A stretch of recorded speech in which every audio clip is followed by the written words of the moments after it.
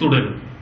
Nattika AKG കോളനിക്ക് സമീപം Conolly കനാലിൽ കുളിക്കാനിറങ്ങിയ 9ാം class വിദ്യാർത്ഥി പുഴയിൽ മുങ്ങി മരിച്ചു. തിങ്കളാഴ്ച വൈകിട്ട് 6 മണിയോടെയായിരുന്നു സംഭവം. തണ്ടേക്കൽ പ്രേമന്റെ മകൻ സോമൻ 14 വയസ്സുകാരൻ കൃഷ്ണപ്രണവാണ് കൂട്ടുകാരനുമൊത്ത് പുഴയിൽ കുളിക്കാനിറങ്ങിയത്. സ്ഥിരമായി പുഴയിൽ കുളിക്കാറുള്ള വിദ്യാർത്ഥി പുഴയിലെ ചെളിയിൽ കാൽ പൂഴുന്നതാകാം മരണത്തിന് കാരണമായതെന്ന് കരുതുന്നു. വിവരമറിഞ്ഞെത്തിയ നാട്ടുകാർ നടത്തിയ തിരച്ചിലിൽ സമീപത്തു നിന്നും തന്നെ മൃതദേഹം ലഭിച്ചു. വലപ്പാട് പോലീസും സ്ഥലത്തെത്തി.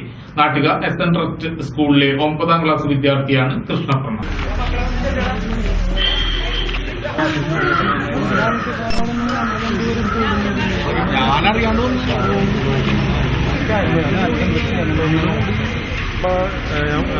അതിനോട് നിൽക്ക് വിളിക്കാം. മുറ്റിച്ചൂർ ജനവാസ കേന്ദ്രത്തിൽ പ്രവർത്തിക്കുന്ന ഇത്തൽ ചൂള ഫാക്ടറി പ്രദേശത്ത് ആരോഗ്യ പ്രശ്നങ്ങൾ സൃഷ്ടിക്കുന്നതായി പരാതി. ഇത്തൽ ചൂളയിൽ നിന്നുള്ള ദുർഗന്ധം വമിക്കുന്ന പുക മൂലം ചുമ, ശ്വാസം മുട്ട്, അലർജി തുടങ്ങിയവ ആരോഗ്യ പ്രശ്നങ്ങളാണ് ഉയർന്നിട്ടുള്ളത്. ഇത് സംബന്ധിച്ച് ജില്ലാ കളക്ടർ, DMO, മനുഷ്യാവകാശ കമ്മീഷൻ, പൊല്യൂഷൻ കൺട്രോൾ ബോർഡ് എന്നിവിടങ്ങളിൽ പരാതി നൽകിയിരുന്നുവെങ്കിലും നടപടികൾ എടുത്തില്ലെന്നാണ് നാട്ടുകാർ പറയുന്നത്. സമയം കൊടുത്തു, ജനുവരി എന്നിട്ടും ചെയ്യുന്നില്ല. അപ്പൊ ഞങ്ങള് മാർച്ച് ഏപ്രിലാണെന്നുണ്ട് വീണ്ടും ചോദിച്ചു, എന്താ സത്യം, ഒന്നും പരിപാടിയൊന്നും തുടങ്ങണില്ലേ? അപ്പോൾ ആൾ പറയാം, നിങ്ങൾക്ക് ഈ സാധനം എടുക്കണോണ്ട് എന്താ ബുദ്ധിമുട്ടുന്നു? ഇത്രയും റോ മെറ്റീരിയൽ ഉണ്ടല്ലോ, റോ മെറ്റീരിയൽ എടുക്കണം, നിങ്ങൾക്ക് എന്താ ബുദ്ധിമുട്ടുന്നു? ഇതാണ് മറുപടി. അപ്പം ഞങ്ങളൊരു വിഡ്ഢിയന്മാരൊക്കെ നിഷേധമായ ഒരു മറുപടി. അപ്പോൾ പിന്നെ ഞങ്ങൾ വിചാരിച്ചു, ഇനിയിപ്പോൾ അവനോട് വർത്തമാനം പറയാൻ കാര്യമില്ലല്ലോ, നമ്മളത്രയും കിഴങ്ങന്മാരല്ല. ഞങ്ങൾ വിചാരിച്ച നടപടി എടുക്കുക പ്രാക്ടിക്കലായിട്ട്. അപ്പോഴാണ് ഇപ്പോൾ ഈ പ്രാക്ടിക്കലായിട്ട് ഇപ്പോൾ ഈ എല്ലാവർക്കും അപേക്ഷ കൊടുത്തത്. ഫസ്റ്റ് ഇത് health centre, Anthikad health centre, Alappad health centre, DMO, പിന്നെ കളക്ടർ, പൊല്യൂഷൻ കൺട്രോൾ ഇവിടെ കിഴക്കേക്കോട്ടം, പിന്നെ വിവരാവകാശ കമ്മീഷൻ, അങ്ങനെ 5-6 പേർക്ക് അയച്ചിട്ടുകൊണ്ട് നേരിട്ടും കൊടുത്തിട്ടുണ്ട്. അവിടേക്കൊന്നും പോകാൻ പറ്റില്ല. ഇവിടെ നേരിട്ട് അപ്പോൾ അവരെന്നെ പറയാം, നിങ്ങൾ പറയാണ്ട് തന്നെ ഞങ്ങൾക്ക് ഈ വിവരം പറഞ്ഞപ്പോൾ മനസ്സിലായി എത്രേൻ്റെ ഗൗരവം. നിങ്ങൾക്കുള്ളപ്പോൾ എന്താ ഒരു ബുദ്ധിമുട്ടെന്ന് വെച്ചാൽ വൈകുന്നേരം ഒരു 9 മണി കഴിയുമ്പോഴേക്കും ഇതിൻ്റെ സ്മെല്ലടിച്ചിട്ട് ശ്വാസം മുട്ട് പോലെ കിടന്നുറങ്ങാനേ പറ്റുന്നില്ല. സ്വന്തം വീട്ടിൽ ശുദ്ധവായു ശ്വസിച്ച് ജീവിക്കാൻ പറ്റില്ലെങ്കിൽ എന്താ ഒരു മനുഷ്യൻ്റെ ഗതി? 10 മണിയായാൽ പിന്നെ ഞങ്ങൾക്ക് എടുക്കാനേ പറ്റില്ല. ഇവിടെ ഭയങ്കര പുക. ഞാനൊക്കെ ശ്വാസം മുട്ട് ഇവിടെ വന്നതിന് ശേഷം അനുഭവിച്ച ഒരാളാണ്. 14 കൊല്ലമായി ശ്വാസം മുട്ട് സ്ഥിരമാണ്. ഇത് പുക വന്നു കഴിഞ്ഞാൽ നേരം വിളിക്കോളം ഞാൻ ചമരിച്ചാരിന്ന് ചുമക്കുക. ഈ ആളെ പല പ്രാവശ്യം വിളിച്ചു വരെ കൊണ്ട് കാണിച്ചു കൊടുത്തിട്ടുണ്ട്. ഞാൻ ഇരിക്കുന്ന ഈ അവസ്ഥ പറഞ്ഞിട്ടാണോ. അപ്പം അന്ന് എൻ്റെ ഹസ്ബൻഡിന് വേണ്ടി കുറേ ഇറങ്ങി, കുറേ ഉപശേഖരണമൊക്കെ നടത്തി. പിന്നെ അതാള് ഒരു അവധി ചോദിച്ചു നമ്മുടെ അന്ന് നമ്മളത് അങ്ങനെ നിർത്തിയത്. അപ്പം അതും കഴിഞ്ഞ് 1 വർഷം കഴിഞ്ഞു നമുക്ക്. പക്ഷെ അതൊന്നും നടന്നില്ല. അപ്പം പിന്നെ ഇപ്പോൾ വീണ്ടും എല്ലാവരും കൂടി ഒരുമിച്ചിറങ്ങാന്നുള്ളൊരു തീരുമാനമായിട്ടാണ്. നമ്മൾ കുട്ടികൾക്കൊക്കെ പ്രശ്നങ്ങളുണ്ട് എല്ലാ വീട്ടുകളിലും. അത് കാരണം നമ്മളിപ്പോൾ ഇതിനിങ്ങനെ ഇറങ്ങിയത് തന്നെ. എത്ര വർഷമായി ഇവിടെയാ? ഞാൻ വന്നിട്ട് ഇവിടേക്ക് 16 കൊല്ലമായിട്ടുള്ളൂ. അത് എനിക്ക് 14 കൊല്ലമായിട്ട് തുടങ്ങിയിട്ട്. കറണ്ട് പോയി കഴിഞ്ഞാല് ജനവാതിൽ തുറന്നിടാൻ വരെ പറ്റില്ല. ഈ പുക വന്നിട്ട് ഭയങ്കര അസ്വസ്ഥതയാണ്, മണവും. ഇത് രാത്രി രാത്രി മാത്രമേ ഉള്ളൂ, പകലില്ല. ഇവര് രാത്രി വെക്കാം. അത് ആദ്യം ഞങ്ങൾ ചെന്ന് പറഞ്ഞിരുന്നു, എന്താ വെച്ചാല് നിങ്ങള് ഇത്തിരി ലേറ്റ് ആക്കി വെക്കി. അപ്പൊ നമ്മൾ ഉറങ്ങിക്കഴിഞ്ഞാൽ നമ്മൾ പിന്നെ അത് അറിയില്ല. ഇത് 10 മണിയാകുമ്പോഴേക്കും നമുക്ക് മണം വരിക. അപ്പൊ ഇവരിത് ആദ്യമേ സ്റ്റാർട്ട് ചെയ്തിട്ട് ചെയ്യണം, എന്നാലല്ലേ പുകഞ്ഞ് സാധനം വരുള്ളൂ. 10 മണിയായാൽ നമുക്ക് ഒരു രക്ഷയില്ല. ഈ വീട് തന്നെ ശരിക്കും ഞാൻ കൊണ്ടുവന്ന വീട്. പക്ഷെ ഞങ്ങളിപ്പോ താമസിക്കുന്നത് ഇവിടെയാ. വീടൊന്നും കാണില്ല, ഈ വീടുകളൊന്നും കാണില്ല ഇവിടെ. അത് വന്ന് നോക്കിയാൽ അറിയുള്ളൂ നമുക്ക്. കൂടുതല് മഞ്ഞുകാലാവുമ്പോഴാണ് ബുദ്ധിമുട്ട്. പുക മുകളിലേക്ക് പൊന്തിപ്പോവില്ല, താഴത്തന്നെ നിൽക്കും. ശരിക്കും നമുക്ക് ആളോടുള്ള ഒരു ബുദ്ധിമുട്ടല്ല, ആളോട് നമുക്കൊരു ദേഷ്യമില്ല. നല്ല മനുഷ്യനാണ് ആള്. പക്ഷെ നമുക്ക് ജീവിക്കാൻ പറ്റുന്നില്ല. നിങ്ങൾ ആവശ്യപ്പെട്ടിരുന്നില്ല പലതവണ പറഞ്ഞു. അപ്പൊ എന്നിട്ട് പറഞ്ഞാൽ കഴിഞ്ഞ ജനുവരി ആള് ലാസ്റ്റ് ഡേറ്റ് പറഞ്ഞു, ഇവിടുത്തെ വാർഡ് മെമ്പറുടെ സാന്നിധ്യത്തിലാണ് വിളിച്ചു കൂട്ടിയതാണ്. അപ്പൊ ആള് ഈ കഴിഞ്ഞ ജനുവരിയോട് കൂടി ഞാൻ നിർത്തുന്ന പറഞ്ഞിട്ടുണ്ടായിരുന്നത്. ചൂളയുടെ സമീപസ്ഥർ മുഴുവനും കാർബൺ ഡൈ ഓക്സൈഡും മറ്റും മാലിന്യങ്ങളും കലർന്ന വായു ശ്വസിക്കേണ്ട ഗതികേടിലാണ് നാട്ടുകാർ. 2000-ൽ കുടിൽ വ്യവസായമായി ആരംഭിച്ച ഇത്തൽ ചൂള പിന്നീട് ഫാക്ടറിയായി ഉയർത്തിയെങ്കിലും ആവശ്യമായ ശാസ്ത്രീയ ക്രമീകരണങ്ങൾ വരുത്തിയില്ലെന്ന് ആക്ഷേപമുണ്ട്. 15ാം വാർഡ് ഗ്രാമസഭയിൽ ഈ വിഷയം ചർച്ച ചെയ്തുവെങ്കിലും പരിഹാരമായിട്ടില്ലെന്നും നാട്ടുകാർ പറയുന്നു. എന്നാൽ അന്തിക്കാട് ഗ്രാമപഞ്ചായത്തിന്റെ ലൈസൻസോടെ പറ്റാവുന്ന വിധം ശാസ്ത്രീയമായിട്ടാണ് ചൂള പ്രവർത്തിക്കുന്നതെന്ന് ഉടമ കൂട്ടാല സത്യൻ പറഞ്ഞു. ഹെൽത്ത് ഡിപ്പാർട്ട്മെന്റ് അന്ന് നമ്മള് 2000-ലാണ് ഞാനിവിടെ സ്റ്റാർട്ട് ചെയ്യണത്. 2000-ല് അപ്പൊ അന്ന് നമ്മൾ ഇവിടെ കടലാസുകൾ പഞ്ചായത്ത് പറഞ്ഞിട്ടുണ്ടായിരുന്നത് പഞ്ചായത്ത് ഇനി ലൈസൻസ് അനുവദിക്കാൻ വേണ്ടിയിട്ട് അതിന്റെ കുറച്ച് നിബന്ധനകളുടെ ഒരു ലിസ്റ്റ് ഇരിക്കുന്നുണ്ടായിരുന്നു അന്തിക്കാട് ഗ്രാമപഞ്ചായത്ത്. അപ്പൊ അതനുസരിച്ച് ഞാൻ അന്ന് ഹെൽത്തിനെ സമീപിച്ചു. ഹെൽത്തിനെ സമീപിച്ചപ്പോൾ ഹെൽത്ത് അതിൻ്റെതായുള്ള കുറച്ച് നിർദ്ദേശങ്ങൾ എനിക്ക് തന്നു. പിന്നെ എനിക്കിത് ബ്ലോക്ക് പഞ്ചായത്തിൽ നിന്ന് ലോണാണ് തന്നത് ഈ ചൂള ചെയ്യാനായിട്ട്. അപ്പോൾ അതന്ന് അവർ കോൾ മേഖലയ്ക്ക് കൃഷിക്ക് ഇപ്പോൾ ഇവിടെ തന്നെ ഞാനിത് ചെയ്യണമെന്ന് പറഞ്ഞു കഴിഞ്ഞാൽ ഇവിടെ 100 ദിവസമാണ് മാക്സിമം ഇവിടെ ചെയ്യുന്നത് ചൂള. ഒരു കൊല്ലത്തിൽ 100 ദിവസം. അതിൽ 40 ദിവസവും നവംബർ ഡിസംബർ മാസത്തിലാണ് നമ്മുടെ ഈ കോൾമേഖലയുടെ കൃഷിയുടെ ഇതനുസരിച്ച്. അതിപ്പോൾ താനും, ചാഴൂര്, അന്തിക്കാട്, മണലൂർ, അരിമ്പൂർ, മെയിനായിട്ട് ഈ ഇത്രയും പഞ്ചായത്തുകൾ. പിന്നെ പുറത്ത് ഒക്കെ കുറച്ച്.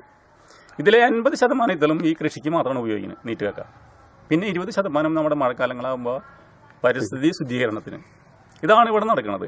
പിന്നെ ഇവിടെ ഈ മുറ്റിച്ചൂര് എന്ന് പറഞ്ഞ സ്ഥലത്ത് 20 ചുളിയിലായിരുന്നു. ഇപ്പം അത് പോയി 3 ഞങ്ങൾ 3 ആളും ഇവിടെ ചുളി ചെയ്യണത്. അതിപ്പോൾ പഞ്ചായത്ത് ആക്ഷൻ എടുത്തിട്ടോ ജനങ്ങളെ ആക്ഷൻ എടുത്തിട്ടൊന്നല്ല. അതിന് കാലാകാലങ്ങളിൽ വന്നിട്ടുള്ള ഇതിൻ്റെ പ്രതിസന്ധികൾ അതുകൊണ്ട് നിന്ന് പോയതാണെന്ന്. ഈ ബാക്കിയുള്ള 17 എണ്ണം ഇപ്പം 3 എണ്ണം ഭാഗമായിട്ട് പ്രവർത്തിക്കുന്നുണ്ട്. ഞാൻ ഈ പറഞ്ഞ മാതിരി തന്നെ ഈ 3 എണ്ണം പ്രവർത്തിക്കുന്ന ഭാഗമായിട്ട് തന്നെയാണ് ഈ സീസണിൽ കുറച്ച് നാൾ. ഇപ്പോൾ ഇവിടെ ഇപ്പോൾ ഉണ്ടാവണം എന്താണെന്ന് വെച്ചാൽ നമ്മളിവിടെ എത്ര ഉയരത്തിൽ, ഇപ്പോൾ ഞാൻ എറണാകുളത്തൊക്കെ ഇതിനെപ്പറ്റി അന്വേഷിച്ചു കമ്പനികളെ പറ്റിയിട്ട്. നമ്മൾ എത്ര ഉയരത്തിൽ ഇനിയിപ്പോൾ കോയിൽ കൊടുത്താലും ഇത് മുകളിലേക്ക് പൊങ്ങിയിട്ട് ഈ നവംബർ ഡിസംബർ മാസമാകുമ്പോൾ ഭയങ്കര മഞ്ഞായിരിക്കും. മഞ്ഞായി കഴിഞ്ഞ് കഴിഞ്ഞാൽ ഈ സാധനത്തിൻ്റെ പ്രഷർ കീഴ്പ്പെട്ടാണ് മനസ്സിലാവേണ്ട. പിന്നെ മഞ്ഞ് തന്നെ പുക മാതിരിയാണ്. പരാതിക്കാർ കാടടച്ച് വെടിവെക്കുകയാണ് ചെയ്യുന്നതെന്നും ഉടമയെന്ന നിലയിൽ എന്നെ ബോധ്യപ്പെടുത്താൻ ആരും ശ്രമിച്ചിട്ടില്ലെന്നും ഇദ്ദേഹം പറഞ്ഞു. മുറ്റിച്ചൂരിലും പരിസര പ്രദേശങ്ങളിലും 20 ചൂളകൾ പ്രവർത്തിച്ചിരുന്നത് നിലവിൽ 3 കുറഞ്ഞു. താനും, ചാഴൂർ, അന്തിക്കാട്, മണലൂർ, അരിമ്പൂർ പഞ്ചായത്തുകളിലെ കൃഷികൾക്കാവശ്യമായ കുമ്മായം മാത്രമാണ് ഇവിടെ ഉൽപ്പാദിപ്പിക്കപ്പെടുന്നതെന്നും കൂട്ടാല സത്യൻ പറഞ്ഞു. തുടക്കത്തിൽ വർഷത്തിൽ 300 ദിവസം ചൂള ഫാക്ടറി പ്രവർത്തിച്ചിരുന്നുവെങ്കിൽ ഇപ്പോൾ 100 ദിവസം മാത്രമാണ് പ്രവർത്തിക്കുന്നതെന്നും അദ്ദേഹം പറഞ്ഞു. ആരോഗ്യവകുപ്പും ഗ്രാമപഞ്ചായത്തും പരിശോധിച്ച് ചൂളയുടെ പ്രവർത്തനം നിർത്താൻ ആവശ്യപ്പെട്ടാൽ ഒരെതിർപ്പുമില്ലാതെ പ്രവർത്തനം അവസാനിപ്പിച്ച് വേറെ ജോലി നോക്കുമെന്നും ഇയാൾ കൂട്ടിച്ചേർത്തു. പ്രേരകിനെ വീട്ടിൽ കയറി അപമാനിക്കാൻ ശ്രമിച്ച കേസിലെ പ്രതിയെ പിടികൂടാൻ അന്തിക്കാട് പോലീസ് വിസമ്മതിക്കുന്നതായി പരാതി. അന്തിക്കാട് എസ്.ഐ. VC ഉണ്ണികൃഷ്ണൻ ചാർജ് ചെയ്ത കേസിൽ പ്രതിക്ക് മുൻകൂർ ജാമ്യം കിട്ടുന്നതിനുള്ള ഒത്താശകളാണ് പോലീസിന്റെ ഭാഗത്തു നിന്നുണ്ടാകുന്നതെന്ന് അപമാനത്തിനിരയായ മണലൂർ സ്വദേശി കണിയാമ്പറമ്പിൽ ബാബുവിന്റെ ഭാര്യ ശുഭ പറഞ്ഞു. ടി വി കണ്ടുകൊണ്ടിരിക്കുകയായിരുന്നു. മോൻ ദുബായിന്ന് വിളിച്ചിട്ട് പറഞ്ഞു അവിടെ വെടിക്കെട്ടുണ്ട് അച്ഛൻ ഉയർണ്ട്, അതിന് കാണാൻ പോണ്. അപ്പച്ചൻ ചിലപ്പോൾ ടി വിയിൽ കാണാമെന്ന് പറഞ്ഞതുകൊണ്ട് ആൾ ആ സമയം വരെയും ടി വി കണ്ടുകൊണ്ടിരിക്കുകയായിരുന്നു. അപ്പോൾ ഹാളിന്റെ വാതിൽ ചാരിയിട്ട് ആൾ ടി വി കണ്ടുകൊണ്ടിരിക്കുകയായിരുന്നു. ആ സമയത്ത് എൻ്റെ ബെഡ്റൂമിൽ ഒരാൾ കയറി വന്ന് വാതിൽ ചാരി വാതിൽ തുറന്ന് വാതിൽ ചാരിയപ്പോൾ ഞാൻ ചേട്ടനാന്ന് വിചാരിച്ചിട്ട് ഞാൻ എന്താ ചേട്ടാന്ന് ചോദിച്ചു. ആള് മിണ്ടിയില്ല. അപ്പം ഞാൻ പരിചയമില്ലാത്ത സിഗരറ്റിൻ്റെ മണം. അപ്പോൾ അതുകൊണ്ട് ഞാൻ ആളാരാന്ന് മനസ്സിലാവാണ്ടാണ് ഞാൻ എന്നാലും ചേട്ടനെ എഴുതി വെച്ചിട്ട് ഞാൻ ചോദിച്ചു. പക്ഷെ ചേട്ടനെല്ലാം മിണ്ടിയില്ല. അപ്പം ഞാൻ പെട്ടെന്ന് പടഞ്ഞേറ്റു.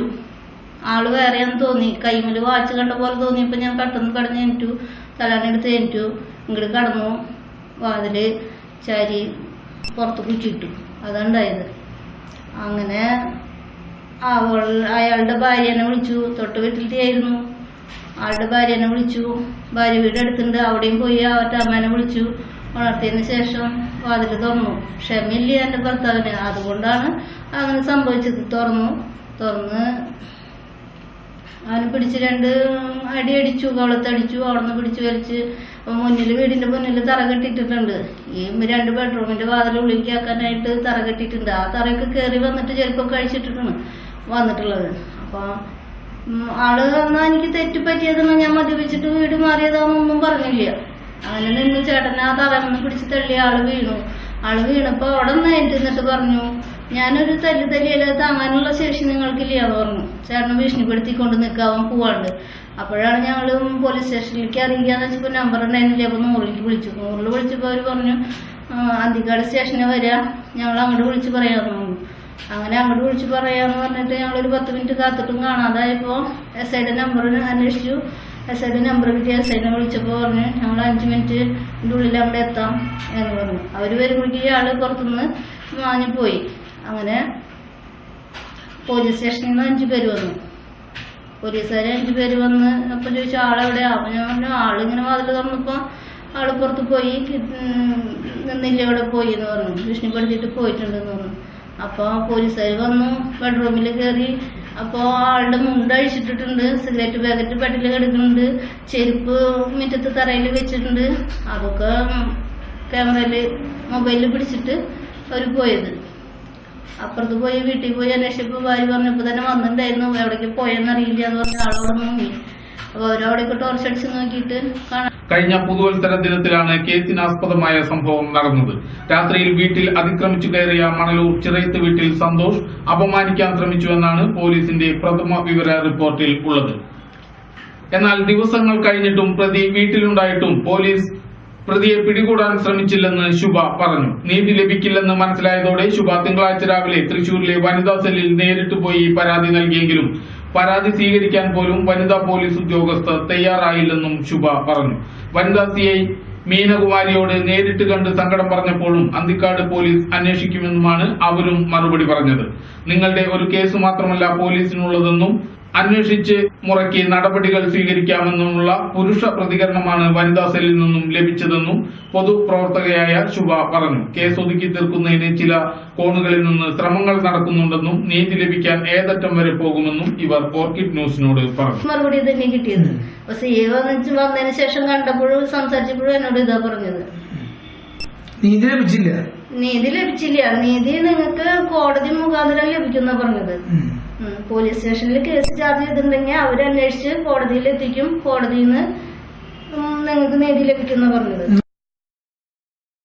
ഒറ്റ നോട്ടത്തിൽ എല്ലാ വിവരങ്ങളും, ഒപ്പം നാടൻ ചായയും. ഈ ചായക്കടയ്ക്ക് ഈ കച്ചവടം ചെയ്യുന്ന യുവാവിന്റെ പ്രായമാണ് 30 വയസ്സ്.